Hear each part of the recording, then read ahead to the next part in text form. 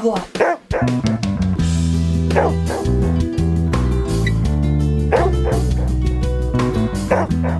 Okay, welcome to another episode of FitPet Boston Talks. My name is Leah Lodato, and I am the host of the show.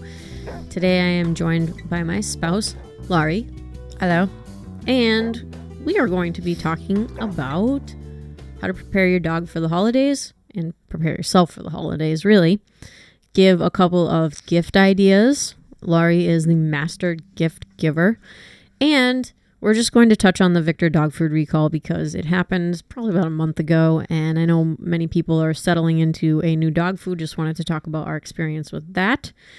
But before we get started, I just wanted to thank you for your listening ear. Historically, this podcast has interviewed local Boston area dog handling professionals, and we have chatted about our lives, dogs, and careers. This is not a mission or goal that I am abandoning, but in 2023, I've taken a step back from doing those types of interviews, and Laurie and I do deep dives on specific topics as they pertain to dog training and handling.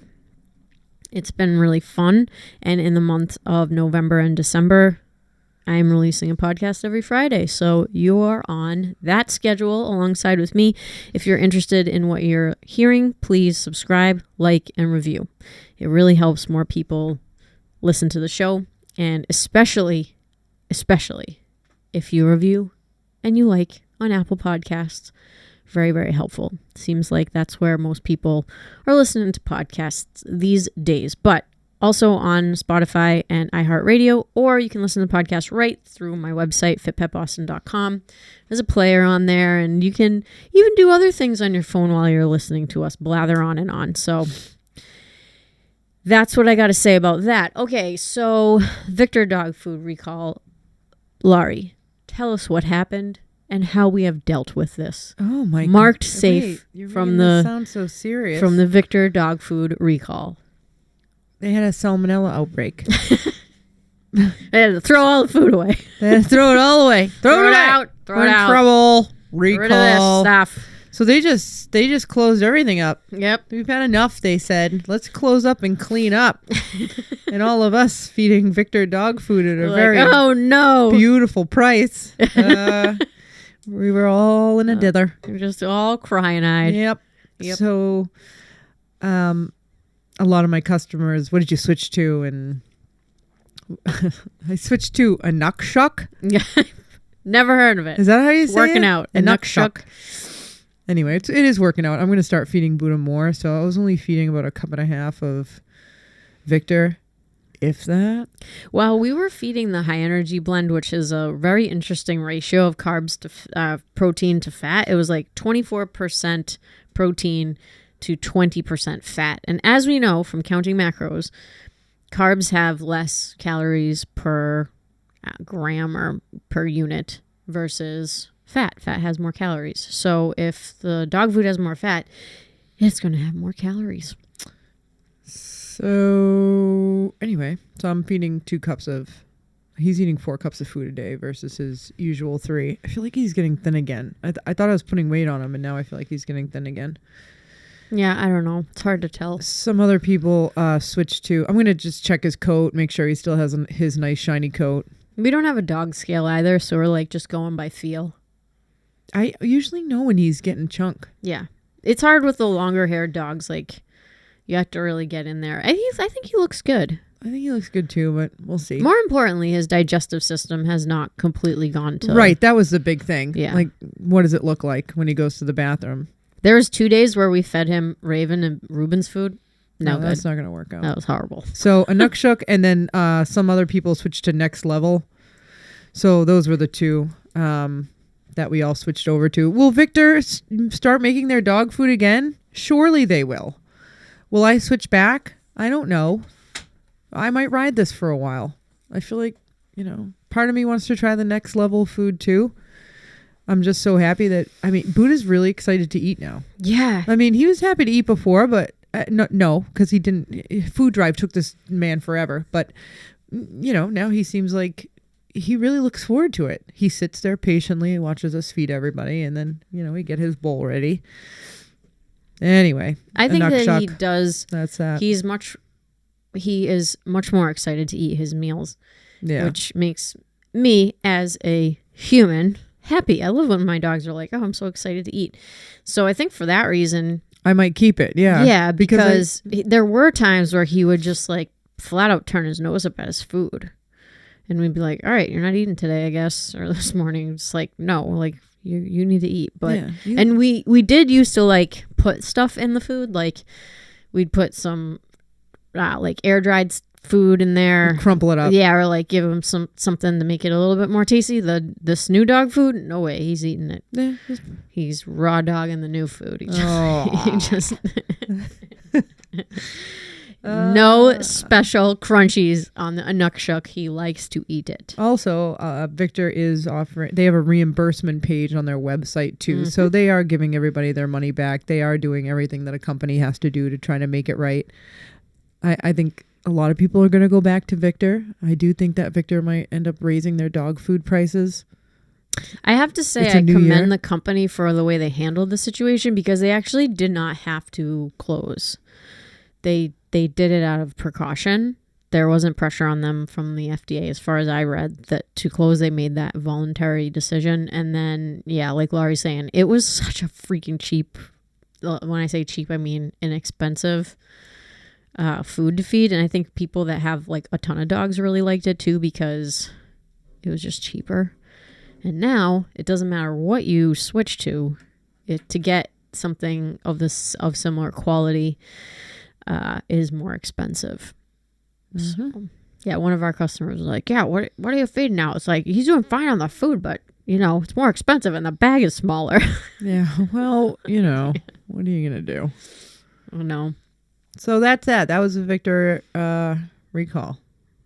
Yeah. See what's up. I wanted to mention too, Next Level Dog Food is supposedly, they have a very similar blend to the Victor dog food. So they also make like a high energy food with this with similar ratios, and I believe it's rumored that the companies were very connected. I think probably because nutritionists or workers like started this other company. That's kind of what it sounded like, but don't quote me on that. Do your own research. Figure it out.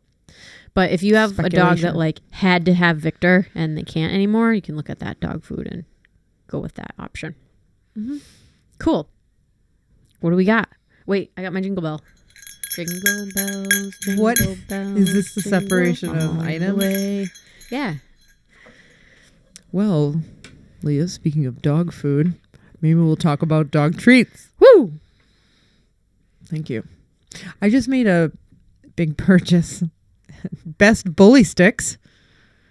Yeah. They really, okay. Here's the thing. I don't give our dogs a lot of chews. I don't give Buddha a lot of chews, a lot of extra stuff. Now that we've taken a break from competing, I'm like, look at my sofa dog. We're just hanging out. So I got a bunch of bully sticks, like 12-inch jumbo for this large animal, and it was great. I got a little bully stick holder, so he doesn't choke on the end piece. I got some cow trachea. Doesn't everybody want a little cow trachea and some bully sticks? Does everyone know what bully sticks are? Yeah, Leah? We don't need to describe it. No, we're not. We described it. Yeah. We said it before. Well, we said it before. You say it. Why do I have to say it? You brought it up. Well, I didn't start talking about bully sticks. Bully sticks are a really great dog chew. Yeah, they are a really great dog chew. In fact, we had never given Raven one in her life because she finds everything amazing. So it's like, why give her something truly amazing when she thinks everything's amazing? Everything's amazing. So we give it to her and she like flings it up in the air. She's like rolling in it like, this is amazing. I'm like, oh my God, this dog is insane. She was flipping it around. Yeah, just flipping it all over the place. There you go. Yeah.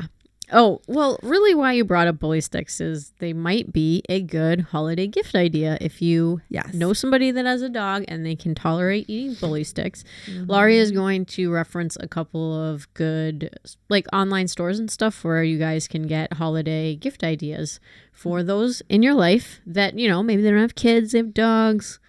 Get them a cute embroidered sweatshirt or I wouldn't get a painting hoodie. of the dog. Are you making fun of me? Something like that. My Martha Stewart I'm not making fun of you at all. So Best at all. Bully Sticks, I like them. And I am going to link these pages in the show notes so you can check them out there. You don't have to listen or write anything down when you are listening to the podcast.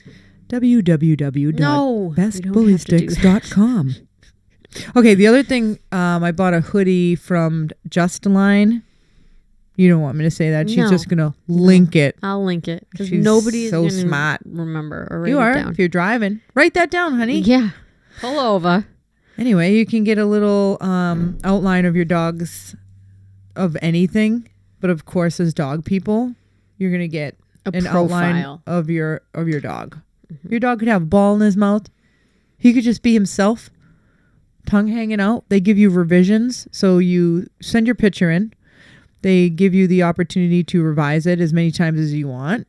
We all know that I have an OCD issue. I definitely made them revise it 5 times. It was still a little dicey for me, but I took it. You can write the dog's name on your sleeve with a little heart. Isn't that cute?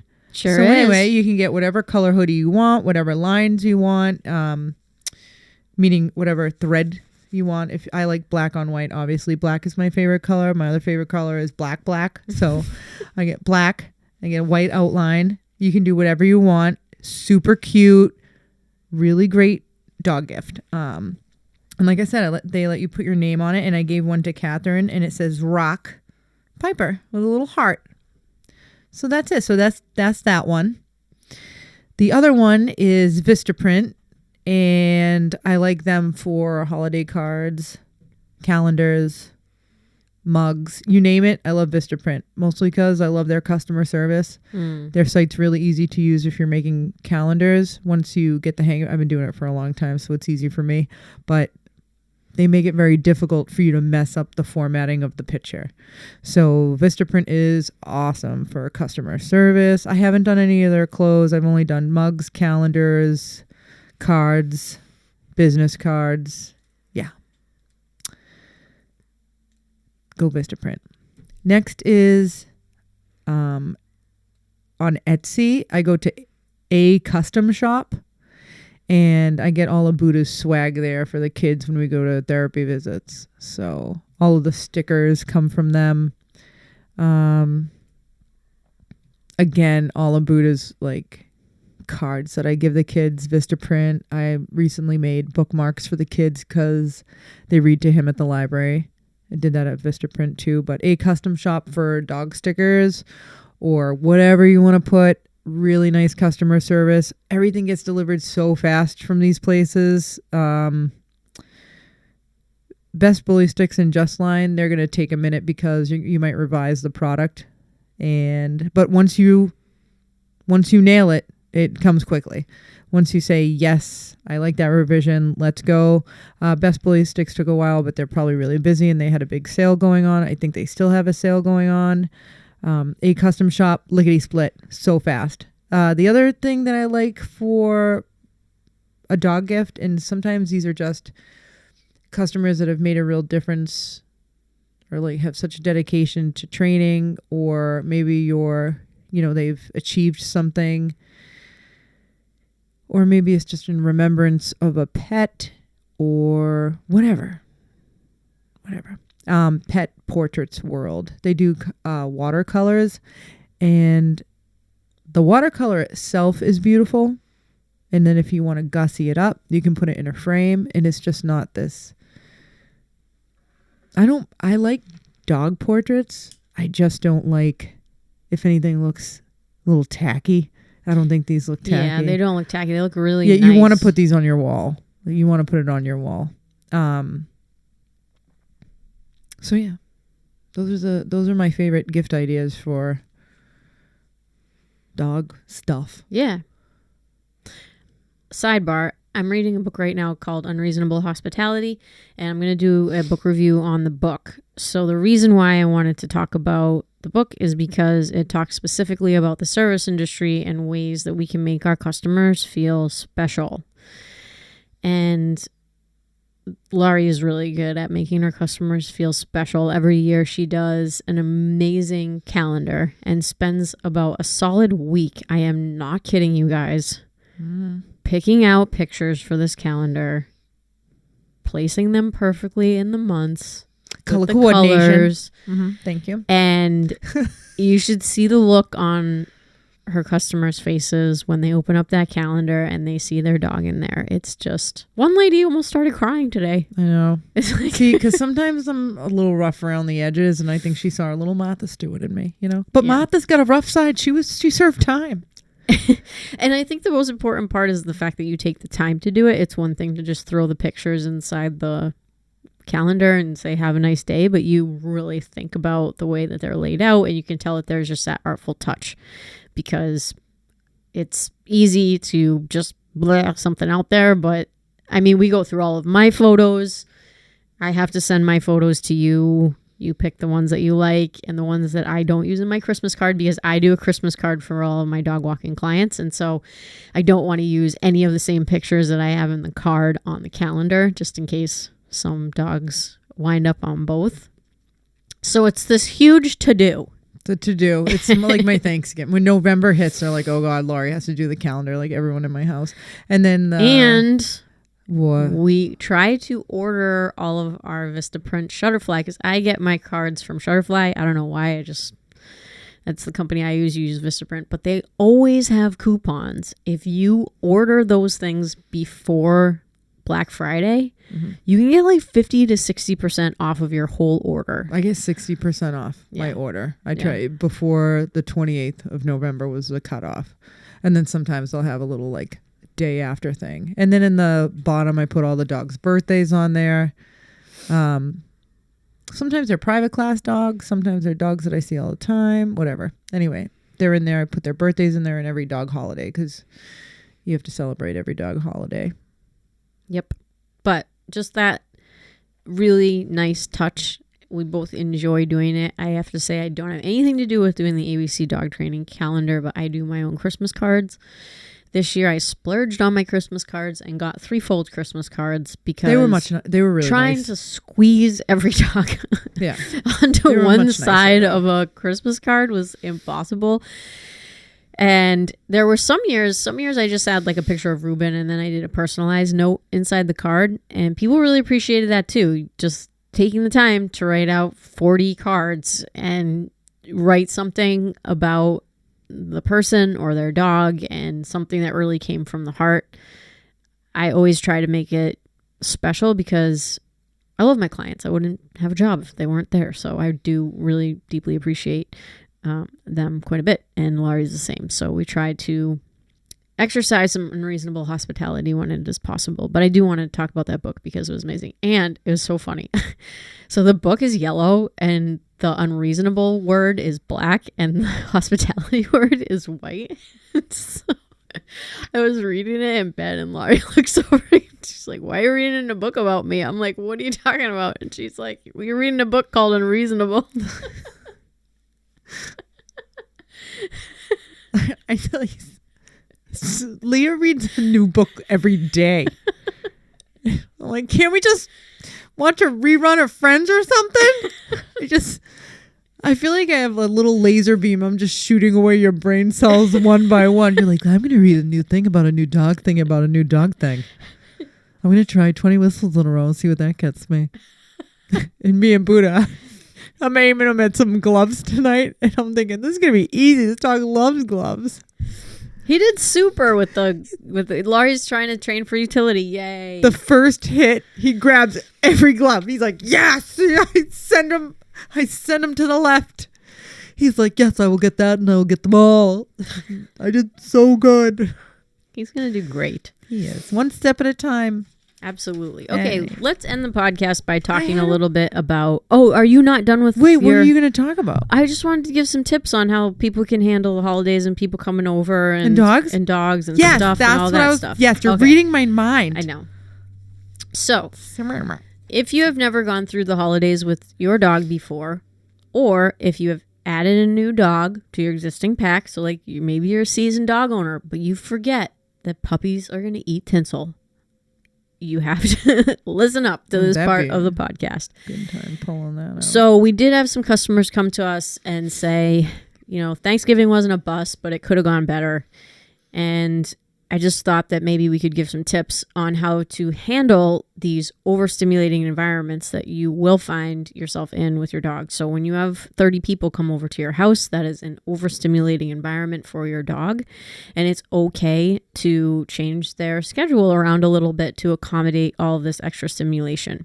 Additionally, you now have tons of crap in your house that was not there previously, such as stockings and a Christmas tree and a tree skirt and presents under the tree and lights around the mantle and lights that might be close to the floor and tinsel and all of these things that your dog can ingest or get into or whatever. So if it's your first Christmas with your dog, put a fence around the tree. What?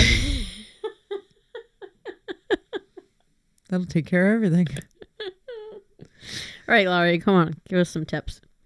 I mean, I have had parents put a fence around the tree. Baby gate the tree. I mean, if you're not going to Lock watch that down. If you're not going to watch the dog. Yeah. Yeah. Or you're going to have to hang it from the ceiling. Yep. Yeah. Yeah. A nice little bite toy, wouldn't it? So Go get him. This is advice that I even have to take myself because last year Raven was a teeny puppy for Christmas. And, we were keeping a sharp eye on her no matter what. And this year she is an adolescent dog with a lot of energy, but we give her free rein in the house. And obviously we're around. I'm not just going to leave, but I let her out and into our living space more than I did last year. And once again, there's all of this stuff and she's a lab and she picks up everything with her mouth. It's not that she eats it. I haven't really given her a chance to do that, but I don't know. She loves socks. She loves them. She puts them right in her mouth. She deep throats a sock. Okay. To the point where what's happening? The toes are hanging out. And I'm like, where's the rest of that thing? And I'm pulling it and I'm like, you would eat this if I let you eat it. So I have never seen her grab a sock. Are you for real? Yeah, I've never seen my her. God, no. She loves socks. Okay. Well, that's great news. Loves them. We never leave stuff out anyway, though. I know, because I have OCD. I know. Our laundry is where we have the dogs, so we never leave stuff around. That's why you haven't seen her eat a sock. Okay. All right, so I have to be extra vigilant with my dog as well. Laurie, you want to give any tips? If you're going over your relative's house, bring a crate. Yep. You have to treat if you have a young puppy, you have to treat the house you have to treat the dog as if it is not your home and you're starting over again. Because they're, new place, new rules, they're going to think. You're going to say, no, this is the same rules. You can't pee in here. Okay. You can't poop in here and you can't eat grandma. So bring a crate to the house and give your dog breaks, especially if your other family members. Here we go. This is it. It just came into my head. Yep. So many people told me, everyone's coming to our house. My sister's coming with her 10-year-old dog. She hates other dogs. And I'm like, well, that's a shit show. Why is that going to work out? If your dog is older and hates other dogs, why are you going to drag their furry ass to... This is a perfect excuse to stay home, people, and not have to see your family. I'm sorry, my dog's old and grouchy. I will not go to your house where you have a new puppy that will surely annoy my older dog. And then your guest with the older dog is going to want their dog to be walking around the whole time. But guess what? It's your house. Don't invite your dog over other people's houses if they don't like them. Or if you're going to put your older dog in some anxiety-ridden state for the entire day. So I usually tell my people if their family members are bringing the older dog over, I say, watch your puppy. If you can put the older dog in one room while your other puppy kind of walks around, or you use it as a training opportunity. Then keep your puppy on a leash so that when people walk through the door, you're not like, there goes Mitzi eating the guests again. I'm just going to watch her jump on everyone and give them the good old crotch hit, boob hit, depending how big they are. So it's like the crotch, the gut, and the boob hit. And usually people are like, look at my dog. He's totally going to go over there and maul that person. I'm just going to watch it happen. So keep your dog on a leash. Feed the dog for looking back at you and checking in instead of going after your people, right? We can do that. You can put the dog in the crate, take him out. Let him hang out. Maybe somebody wants to play with some toys out in the backyard with your puppies and gets to have this really nice positive experience where he's playing. Don't keep your puppy out while you're all sitting down eating dinner. You know, every time we sit down and eat dinner, the dog just sits there and barks at us. I said, well, what do you do? And they're like, well, we watch it. And well, why don't you just crate your dog while you're eating? Because you're not going to have the patience to take care of the dog or guide him or put him back into place while you're eating. And if you're drinking, you are not going to be a good dog trainer, people. Once booze gets in the mix, I mean, I can't tell you how many people... Yeah, take the dog out. He's friendly. Then they're sitting outside and the dog is on a leash while they're sitting in the lawn chair drinking up. And the dog pulls them right over. And now Auntie Sue is being dragged across the front lawn because she didn't let go of the leash. God bless her. She's holding on to the leash. She's, couple bottles in, and now she's being dragged across the front lawn. So don't be drunk and handle your dog. I've heard really bad stories that happen that way. A lot of missing teeth. Yeah. Some dislocations. Yep. Some shoulder injuries. But definitely we lost some teeth on a customer because of that. Yeah. Yeah, you're just... So be aware. You're not in dog training mode if you're in party mode. So you have Yeah. to pick which one you want to be in. If you want to train the dog and be around people, the dog's going to have to be on a leash. You're going to have to not be eating and not be drinking and be able to advocate for the dog and all of this. Sometimes it's easier to just crate the dog and call it a day. It's not unreasonable. It's a perfectly normal thing to do. Unfortunately, you might have to defend that position. If somebody's like, why don't you take the dog out? We want to sit. Just say, nope, he's got to rest. I'm sure there's a room in the house where you can put your travel crate and the dog can just chill out for a little bit. This is also why it's really important to crate train your dogs, because if they're crate trained, they can go inside the crate no matter where they are. Yeah, it's no big thing. The first year we had Ruben, he was 14 weeks old. We brought a crate to my sister's house for Christmas dinner, and he hung out inside the crate while we ate dinner because they have another dog, and I didn't feel like disrupting my entire dinner to train a dog. Or disrupting your everybody else's sister's dinner. house. Yeah. Your sister's dog doesn't like other dogs, and I don't think that when you go to somebody's house, you should torture that dog. Yeah. I really don't. I really respect other people's dogs. I respect their space. I think that we should kind of carry that through the holidays, and if your family member does have to bring their dog, I mean, in that, I don't like it. I feel bad for the person who owns the house. I think the rights of the house belong to the dog who lives there and not necessarily the visitor. But if it happens and it's no big deal to you and you don't care, just make sure that you limit the interaction between the puppy and the older dog, because they're going to get fed up. And, you might get a little ear nip. You might get a vet visit. It depends on how irritable the dog was and how little you were watching them. Sure. But older dogs just don't like puppies. So keep an eye on your puppy. Always advocate for them. Yes, use it as a training opportunity. Keep your puppy on a leash so they can't torture anyone. And involve the kids with, everyone loves a recall game. Kids love to call the dog from halfway across the lawn and then they give them a treat. Like, you can incorporate training in so many ways. But when you're eating dinner and it's a sit-down dinner and your dog isn't old enough to know place, or you can't expect the dog to lay there forever. So crate them and then take them out after. Yep, totally. And sometimes it's okay for you to ask a relative not to bring their dog to your house. I know that it can make for an awkward situation, and sometimes it's really hard because let's say your niece lives an hour away from you and they have a dog, a 1-year-old dog.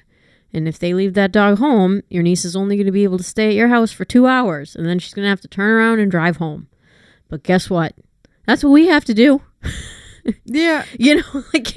That's part of having a dog, and there have been times where I go places. I'll go to my parents' place with the dogs, and the dogs stay in the car the entire time that I'm having dinner with my parents. Like, I exercise them. They have plenty of land. We run, we play.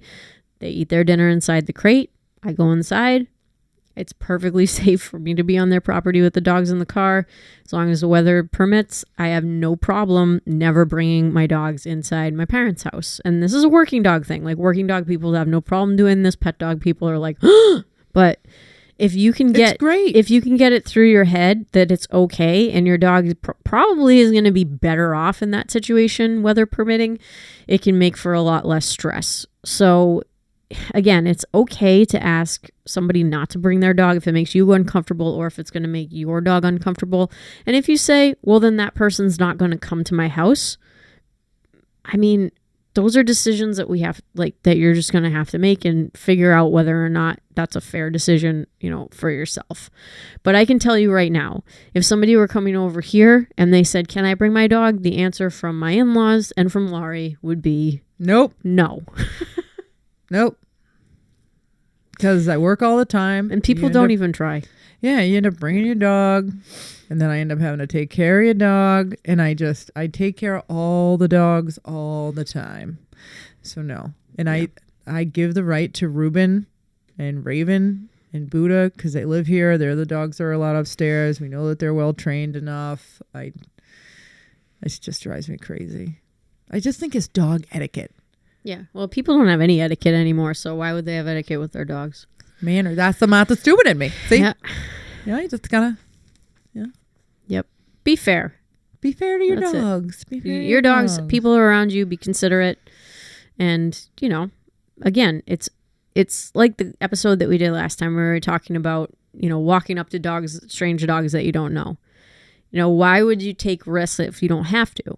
That's my whole thing. You know, I'm not going to put my dogs in a situation that might be risky if I don't have to. Like, if I have to, sure, you know, like it was the last ditch effort, sure. But going over someone's house for the holidays, it's not a situation that you have to put your dog in. You can figure out some sort of an alternative. Or if your dog's getting along fine, your relatives and your dog get along fine, they hang out all the time, I still think that your dog needs a break from the other dog if they don't settle and move aside and go lay down. And most of the time, there's going to be more people there than normal. Like, if you're going to your cousin's house, and normally it's just your family and your cousins, now there's like your family, your mom and dad, your cousins, their nieces and nephews, your other cousins, your brother, like, it's not just the other dog that's in the house. It's now 30 other people and all these Christmas decorations, and everybody's drinking.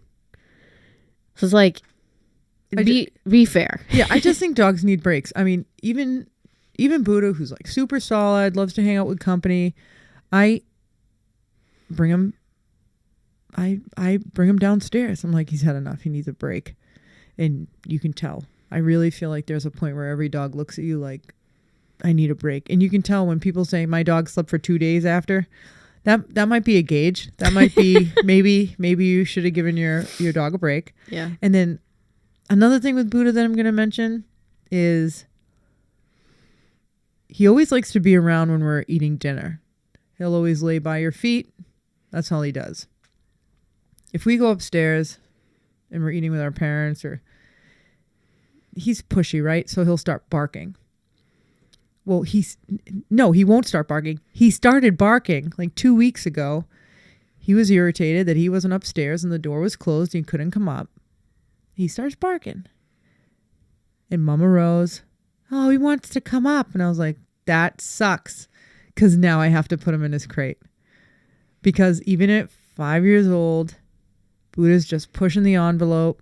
And yeah, I know the dog wanted to come up. He was letting me know. You should see the way he looks at you when he wants something, or he's like, he knows where something is. He will stare at you and he will stare where the item is. This time he happened to be barking because he's like, if I bark, I'm going to get to go upstairs. And I thought, this is a terrible thing to teach this Rottweiler. At 5 years old, I am not doing this. I'm not letting this be a new behavior. So even at 5 years old, I am stopping pushy behavior and I put him in his crate. And he didn't do it again. But if I had done it that day, and then the next day he barked and I let him up because I felt bad and he just wanted to be with everybody. There he goes. He learns a new behavior. Yeah. And it just goes to show that you're continually training your dog to do things over. For better or worse. I know. It's just a lifelong process, people. Yep. Totally. So that's that. That's that. Cool. So what I will do is link Happy Hanukkah. Laurie's. Oh, it is the first day of Hanukkah today. Yep. Mm-hmm. So I'll link those gift giving websites in the show notes. You can check them out. I thank you so much for listening to the show, and we will see you next time. Thank you.